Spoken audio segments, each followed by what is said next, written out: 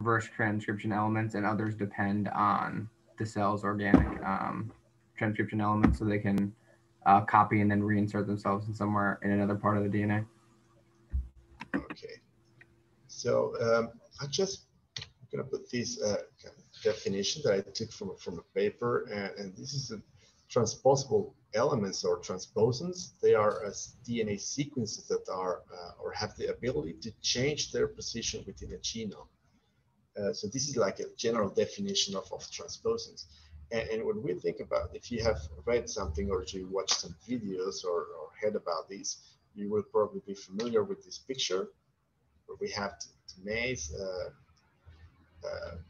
a very nice, colorful pattern of this kernel. So these, as you probably know, you've probably read, it's due to the presence or the mobility of transposons in the genome.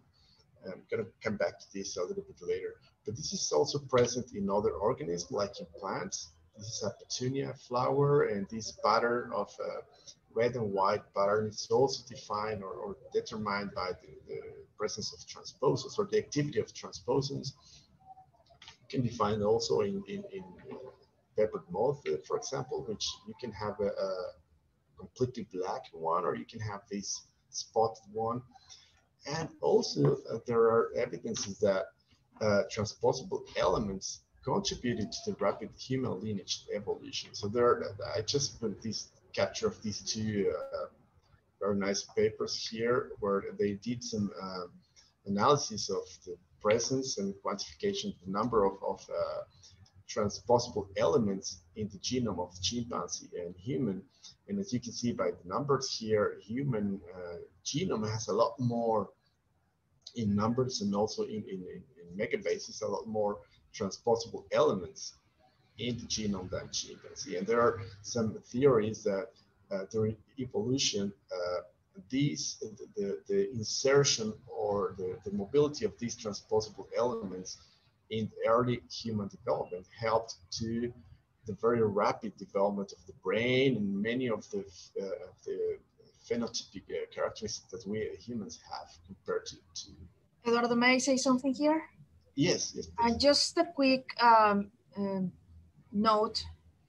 Remember this part, guys, the ALU element that is being discussed right now is gonna be an important player in Tyler's paper. Right, Tyler? So keep it in mind for the upcoming discussion, okay?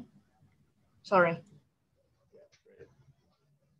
So yeah, these elements here are some of the ones that have been identified in many organisms, and other ones are the most abundant in humans. So as you can see from these few slides, transposable elements are very important elements, I would say, structures in the genome. And actually, it's known that in humans, many of these transposable elements are already inactive, but still there are few of them that are active, and we're going to see a few examples later. So these transposable elements were originally described by Barbara McClintock in a paper. These pictures in the middle are from her original paper published in 1953, I think, where she was looking at pictures of chromosomes, and she was looking very carefully at those pictures and finding regions of the chromosomes that were being cut out of the chromosome, and then they seemed to be inserting somewhere else. And she described this pattern that we were looking at the previous picture, and for this maize cornel pigmentation patterns. And because of her discoveries, she got the Nobel Prize in Physiology and Medicine in 1983. And so following her discovery, there were a lot of scientists doing a lot of very nice experiments on to identify these transposable elements in many different species. And basically, we know now that there are like two classes, general classes of transposable elements that are named class 1 and class 2. Class 2 are the ones that McClintock described. And basically, they're, I would say, simple elements. They have a transposase gene, which is flanked by inverted repeats, terminal inverted repeats. And basically, what these transposons do, the transposase gene will be transcribed, and then a transposase enzyme will be synthesized, and that protein will bind these TIR, the terminal inverted repeats. And as we can see on the right-hand side, what will occur is that this transposon will be cleaved from the original region. The two remaining sides of that strand will be rebound here. And then this element here will find an integration site that has a TA sequence, will cut it out, and then this transposon will be inserted there.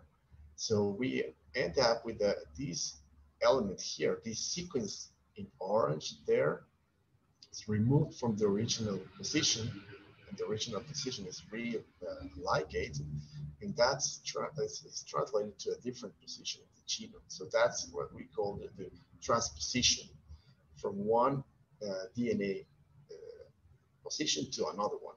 So this is like the general mechanisms how these class 2 transposes genes elements function. And I'm going to skip this one. This is another example of now we know that there are many different types of transposons. The ones at the top, or the so-called DNA transposons, are the class 2 transposons. And we have the class 1 that are also called retro transposons. And these are, I'm going to go into more details on why are they called retro transposons. They can be also either autonomous or non-autonomous transposons. And what does it mean? The autonomous means that they have all the components required for the transposition mechanism, and the non-autonomous, they do have part of it, but they are not able to perform the transposition. They do need elements from another transposon in order to transpose from one region to another one, and we're going to see a few examples later. So this is a nice picture that summarizes the different transposable elements or transposons. So in class 1, we have the ones that are called LTR because they have long terminal repeats in both sides of the transposon. And we have the non-LTR elements. Something important for these transposable elements, as I was saying before, they are called like retrotransposons, is that the DNA, the transposon of the DNA encodes an RNA, which will be the intermediate. So the RNA will serve to generate a second copy of that transposon. So the original sequence are going to be unchanged. So this original sequence stays in its place. It doesn't move. The DNA sequence stays there, but it produces RNA, and this RNA, by a mechanism that it's retrotranscription, will give rise to a second double-strand DNA sequence, which is identical to the one here, and that sequence will be inserted in a different position of the genome. So this is basically the difference between class 2 and class 1 is that here we have an intermediate mRNA.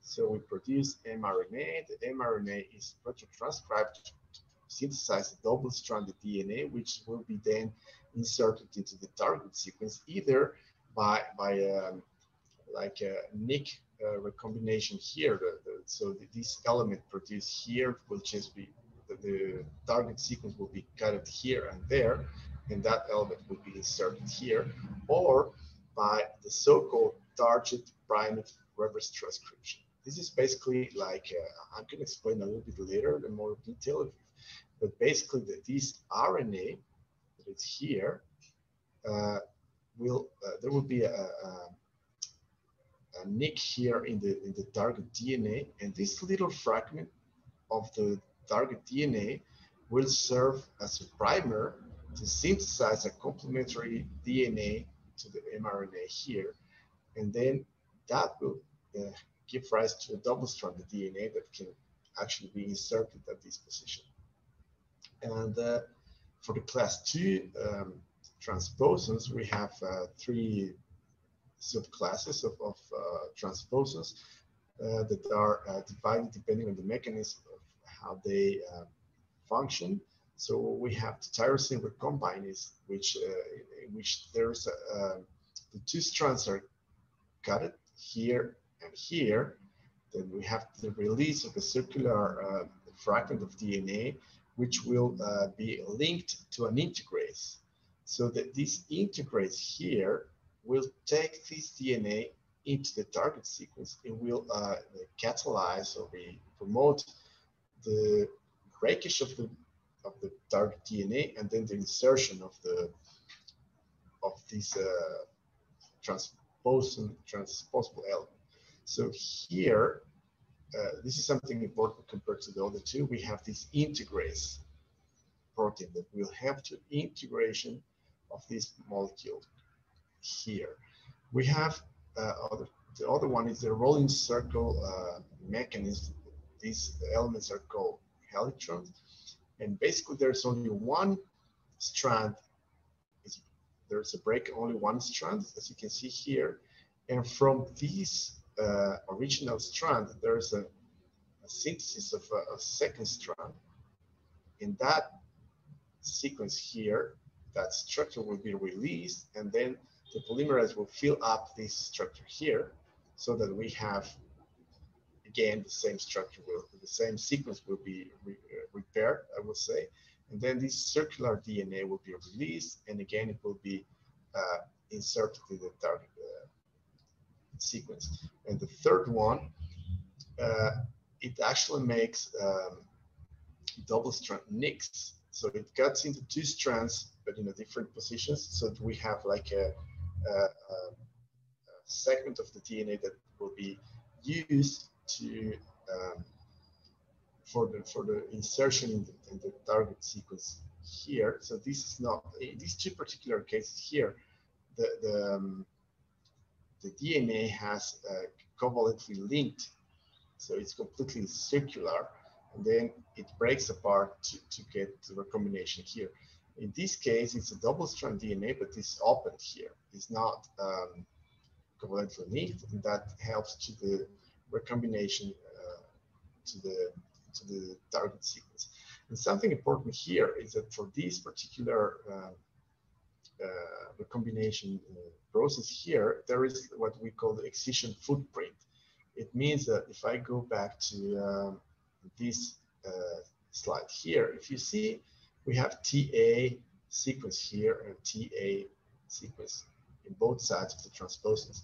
So when this transposon is excised and the 2 sides of the transposon are religated, at the end we will have this little fragment of DNA here will be inserted in the middle of the TA elements. So that's called like the footprint. So if we find something like TA, and this sequence here, it means that there is a little fragment of the transposon that it's preserved in the region, that like a footprint that there was a transposon there. So that's like a general mechanism of the different classes and subclasses of transposable elements. And the interesting thing with this question. Yeah. Sorry, on the previous slide, could you use, like if you were using class 2 elements in a study, could you use any of the types in any gene, as in if you wanted to use it for humans in the future studies and avoid the strand repair or the excision footprint and not mess up any genes that are there, like could you take the tyrosine recombinase and use it for any of the genes that you wanted to transpose, or just certain genes only really work well with certain methods of excision and transposition? Okay, so I think in a bit later I'm gonna show some slides where we're talking about how we can decide what type of transposons we can use for the advantages and disadvantages of some of those. So I will come back to that in a bit. Okay.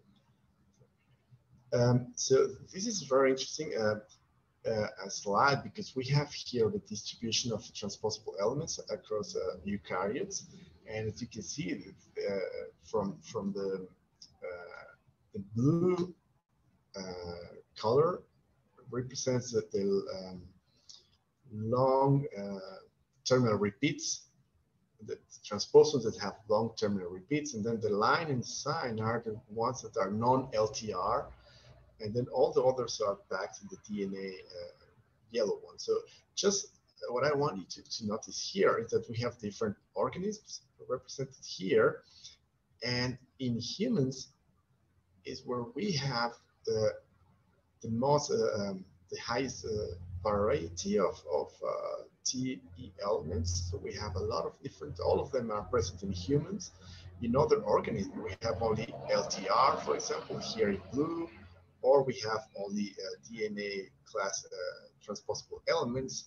And some of them are, the other thing to point here is that the percentage of the DNA that represents these TE elements. So the gray color, so like in humans, all this part, like 50%, is non-transposable elements. It's the DNA that is non-transposable elements. But about half of the human genome is composed of transposable elements. And if you see for maize, it's about 75% of the genome is composed of transposable elements.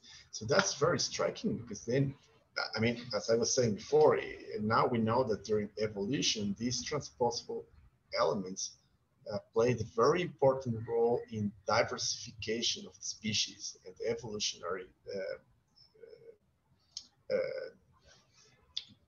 diversification of species. So as you can imagine, so we will think, okay, if these are transposable elements, they're jumping, because they're also called the jumping genes. So they're moving around from one part of the genome to another one. So if half of our genome is transposable elements, can you imagine how many changes are happening around? Well, that will be the case if all the transposable elements were active, but it's not the case. So I think about 90% of the, or more than 90% of the transposable elements that have been described in humans and many species are not active. In maize, for example, it's known that there are a lot of transposable elements are active. That's why we see these very nice patterns of the cornel colors, because they have very active transposable elements. And something important here is that it has been shown that transposable elements are not randomly distributed in the genome. So it seems like there are regions that are more, in which the presence of these transposable elements is more abundant. And I just took this phrase from one of these papers, that the genome may be viewed as an ecosystem inhabited by diverse communities of transposable elements, which seek to propagate and multiply through sophisticated interaction with each other and with other components of the cell. So in this paper, what they discuss is that it seems like these transposable elements during evolution were finding positions at the genome where they are happy to be, where they don't, where they can actually get a balance between function, either disrupting a gene or enhancing production of something that is not harmful for the host. So if you think about evolution, when you think about mobile element like this, let's think there's a mobile element that inserts in a very crucial gene for development. Of course, there will not be, the development will fail, and there's no adult organism, and then that particular transposition will be lost. But if the transposition occurs like in an intronic sequence or in a position where it has no effect on the function of the gene, it will be established as a permanent modification of the genome. And then also, if we have a transposition that occurs in a position where it enhances the activity of a particular protein that is helpful for the survival of the species, then we will have a fixation of that mutation or that transposition. So it was funny because I was reading one of these papers where they were talking about how in humans, these transposable elements were fixed a long time ago in evolution. And then there was a phrase saying that, however, there are very few transposable elements that were introduced into human genome in a very early in the evolution. And then very early in evolution means 4 million years ago. So that means that many of the transposable elements that are supposed to be active in humans these data are based on data from phylogenetic analysis and data that suggests that during the previous 3 or 2 million years, there will be these elements that have been still moving around our genome. And so as this picture is nice because it summarizes some of the important things about transposable elements that we should know. So first, they come in different forms and shapes, as we could see previously. So they are either RNA intermediate transposons or DNA transposons. They seem not to be randomly distributed in the genome. So as I was saying, there seem to be like hotspots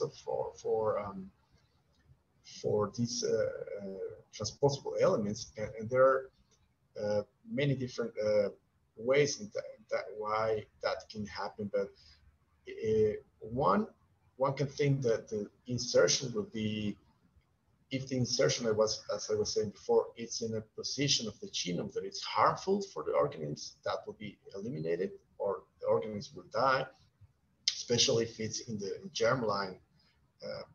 And if the transposition gives an advantage to the organisms, that will be fixed, and then that position will, the transposition to that particular genome position will be preserved over evolution. They are very important sources of mutations. As you can imagine, if you take one sequence or one transposon and you insert it randomly in the genome, that may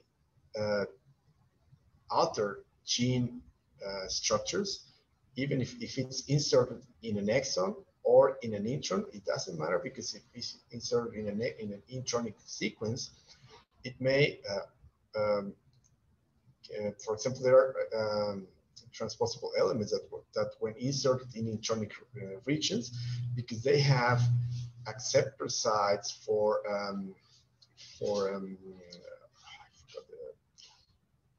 a DNA, sorry, I forgot the name.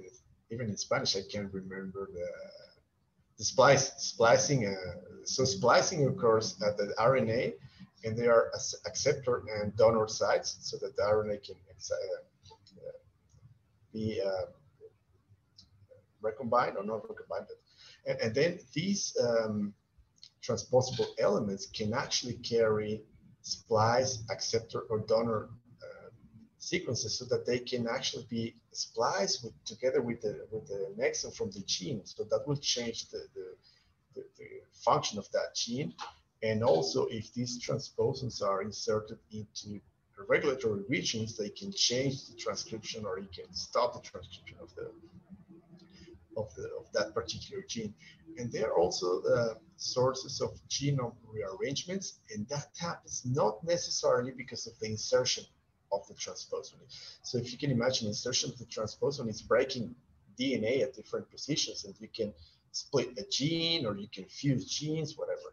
But once they are there, because you can imagine that there is one DNA strand here and another one here, and they have transposons that are similar in sequence, so they may be able to recombine and then have homologous recombination with two strands. And that is not related to the insertion of the transposon, but because of the similarity between the two. So that can give rise to genomic rearrangements. As I was saying before, it can affect expression of genes if it modifies the promoter region, or if it induces, for example, sometimes insertion of the presence of these elements may affect the condensation of the chromatin, that may close the chromatin so that the promoters that are nearby are inactive. They can affect both stromal cells and germline cells as well. And something that is very interesting that I wasn't really aware about, haven't read about this much, is that, as you can imagine, these transposons very often are transcribed.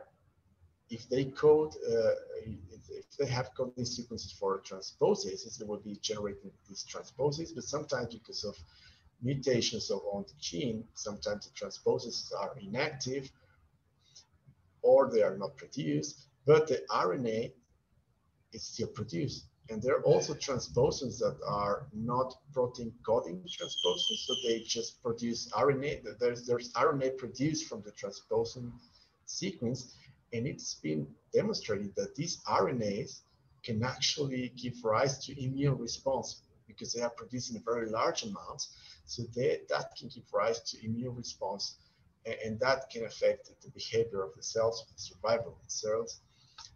They can actually create genes. There are some nice examples on how there are non-coding RNAs that are derived from what is believed to be from transposable elements that are already fixed in the genome. And of course, that will modify in a very important manner the regulatory networks of genes, because they're able to change many things in the genome. Change one particular region, change the DNA condensation at the promoter region, generate genome rearrangements, and of course, if we want to analyze, look for these transposons in the genome, if I go back to that slide, or to this slide here, when we're talking about 50% of the genome, more or less, in human is transposable elements, and there are going to be a lot of copies of these transposable elements, and many of them are going to be probably the same, very similar in sequence. So what if we want to look at, let's see how many copies of a certain transposons are in human?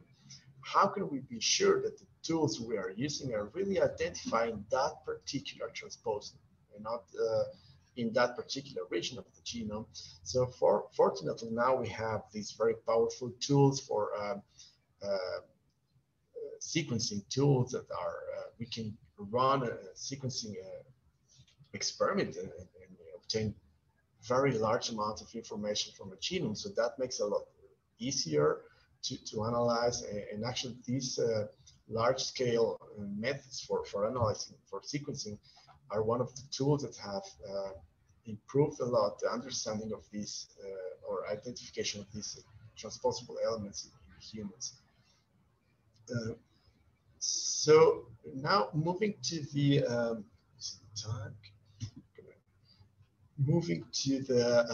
how can we use transposons as molecular tools for genome manipulation? It's something related to what Elisa was asking.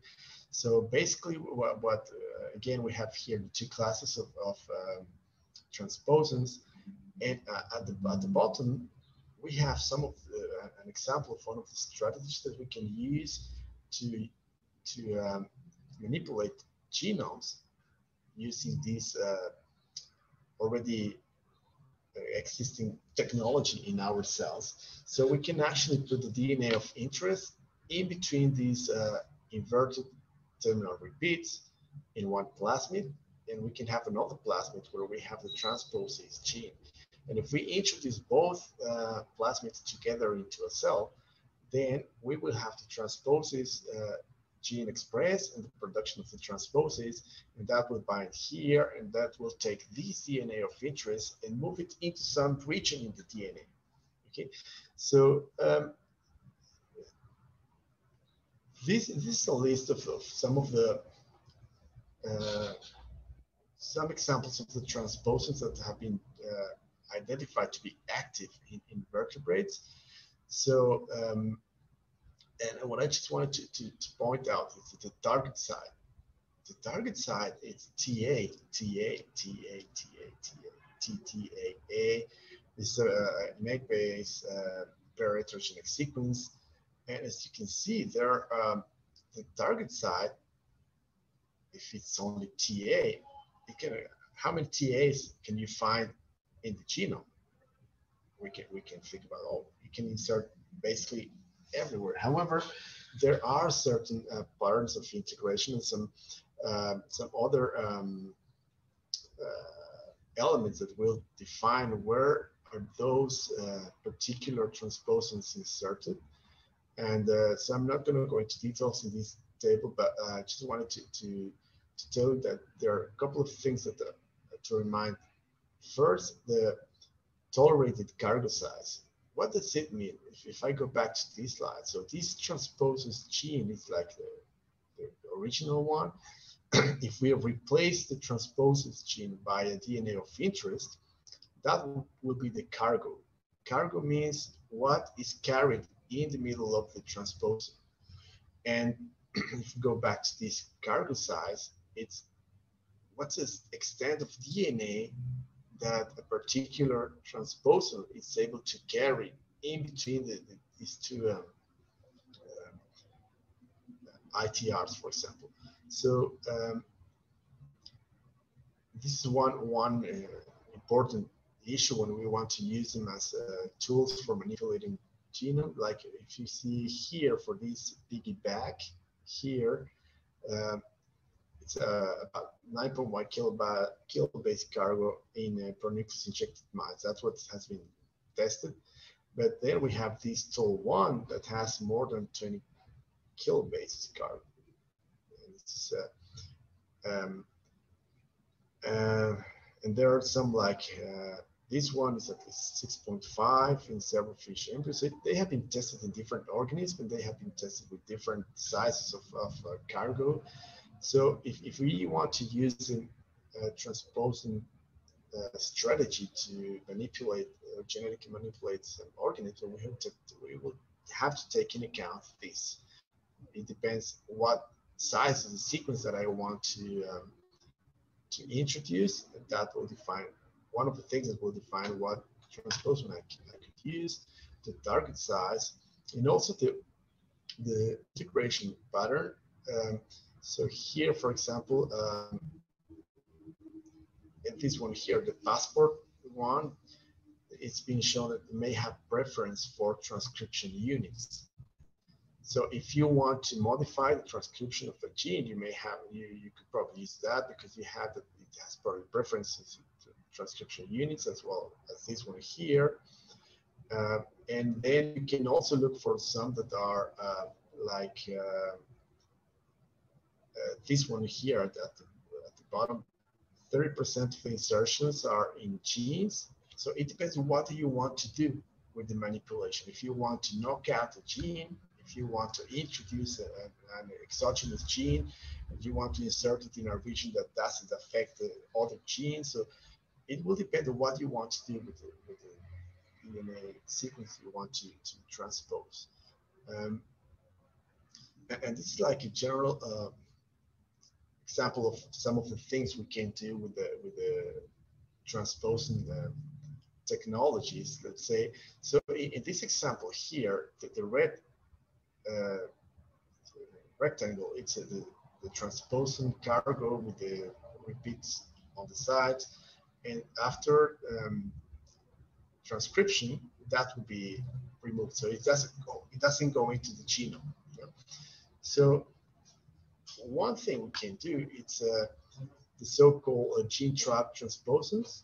So we can exchange this sequence here of the original transposon by a sequence of interest, in this particular case, the LAGZ gene, but we insert a polyadenylation sequence here, and we also insert a splice acceptor site.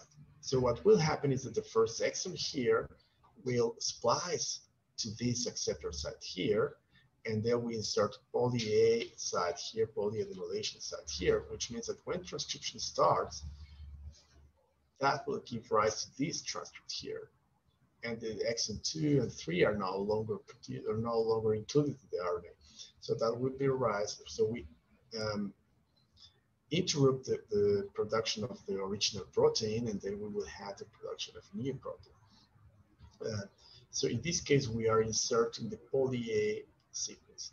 We also have the poly A trap transposons. Here we are trapping the original promoter and part of the gene, and we insert the gene of our interest.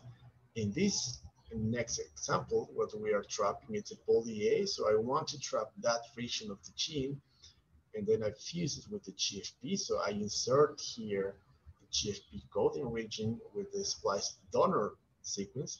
So this, when the RNA is produced from this promoter here, this fragment of the RNA will splice together with the exon 2 and 3, and then I will have a fusion protein of the GFP together with the region of the protein that is encoded by exon 2 and 3. We can combine.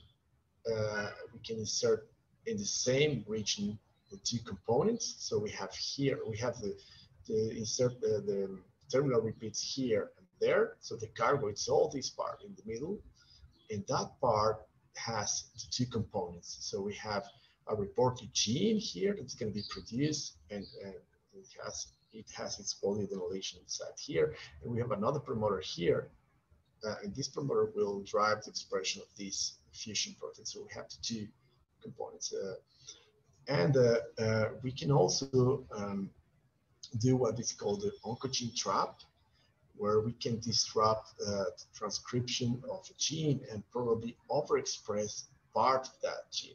So in this example, let's think that these two exons here encode for part of the protein that is the active part of the protein. And this exon there encodes a part of the protein that is like a negative regulator. So if we have the full protein, like in the beginning, this part here will be coded for the active part of the protein together with the inhibitory part. So the protein will have very low activity. But what happens then if we separate these components by inserting a very strong promoter here, which will drive the expression of this part of the protein. So then we will have this mRNA produced in a very large number because of this promoter here. So this is, we are going to be overexpressing part of that gene that is the active part of the gene. So these are a few examples of the strategies that we can use for manipulating genomes using the transposons as molecular tools. And also, this transposition can happen either in a plasmid to genome. So we can insert a plasmid, and we can